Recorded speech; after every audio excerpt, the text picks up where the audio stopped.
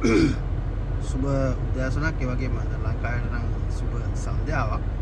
මම මේ වීඩියෝ කරන්න හිතුවේ මේ ගොඩක් අය මට අහනවා මේ කැනඩාව සීතලද කොච්චර සීතලද එහෙම කියලා. ඒ කියන්නේ අවබෝධයක් නිසා මම මේ පෙන්නන්නේ මගේ කාර් එකේ මේ අර අවුට්සයිඩ් එකේ ටෙම්පරේචර් එක -20 සෙන්ටිග්‍රේඩ්. දැන් මම මේ කාර් එකේ උඩරිම කියන්නේ උඩරිම හීටින් වැඩි කරලා තියෙන්නේ හයි වලට දාලා තියෙන්නේ මේ දාලා මේ තමයි මේ යන්නේ. දැන් මට මේ කියන්න ඕන උනේ දැන් ඇත්තටම මේක ඔච්චර සීතලද කියලා -20 වගේ ගානකදී මේ කොහොමද කෙනෙක් එළියේ ඉන්නේ? ඇත්තටම එළියේ ඉන්න බෑ. නමුත් මේ රටේ මිනිස්සු දැන් මේ පාරවල් කන්ස්ට්‍රක්ෂන් කරන අය ඉතින් ඉහාම ඔය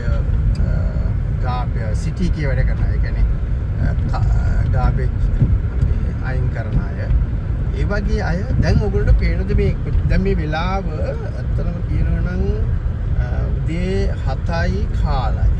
එතකොට දැන් මම මේ යන්නේ අපේ සිටි එකේ කියන්නේ කැනඩාවේ අගනගරේ තමයි මේ ඔයගොල්ලෝ පේන්නේ මේ 7යි කාලේ. ඒ කියන්නේ තාම ලංකාවේ මේ වගේ වෙලා ගත්තම නම් දෙපාන්තර 5:00 වගේ වෙලාවක වගේ තමයි අඳුර. පේනද මේ වින්ටර් කාලෙට මේ අපේ සිටි එක පේන්නේ. ඉතින් මේ සමහර අයට මේ අත්දැකීම ඇති. මේ වගේ රටවල් වල ඉන්න අයට මේ ඉතින් මේක කොච්චර සීතලද කියලා හිතන්න. හැබැයි මට හරියට මට තාම තේරෙන්නේ නැහැ. මම අවුරුදු 20 ගාණක් කැනඩාවේ හිටියට මේ කොහොමද මේ මිනිස්සු එළියේ වැඩ කරන්නේ කියලා. සමහරවිට හරියම අමාරු වැඩක් තමයි. හොඳටම සීතල වෙනවා. ඉතින් ඒ අය හැබැයි ඒ වැඩ කටයුතු වල නිරත වෙනවා. කොහොම හරි ඒකට අවශ්‍ය කරන්නේ ඇඳුම් ආයිත්තම් වලින් සැරසිලා මේ වැඩ කටයුත්ත කරගෙන යනවා. එතකොට මේ දැන් තත්ත්වය තමයි -20 සෙන්ටිග්‍රේඩ්.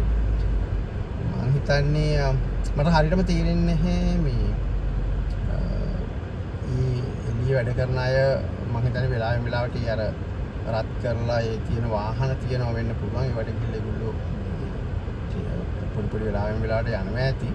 මට නම් තේරුම් ගන්න අමාරුයි. එහෙම පැය 8ක්ම වැඩ කරනවාද කියලා එහෙම අය. විශේෂයෙන්ම මේ පාරවල් වල අර එක වෝටර් ලයින් කැඩුනහම ඉලෙක්ට්‍රිසිටි ටෙලිකොම් වගේ දේවල් වල ප්‍රශ්න ආවම ඒගොල්ලෝ ඇවිල්ලා ඒක කරනවා. ඉතින් ඒක තමයි මට හිතා ගන්න බැහැ ලංකාවේ කියලා නෙවෙයි.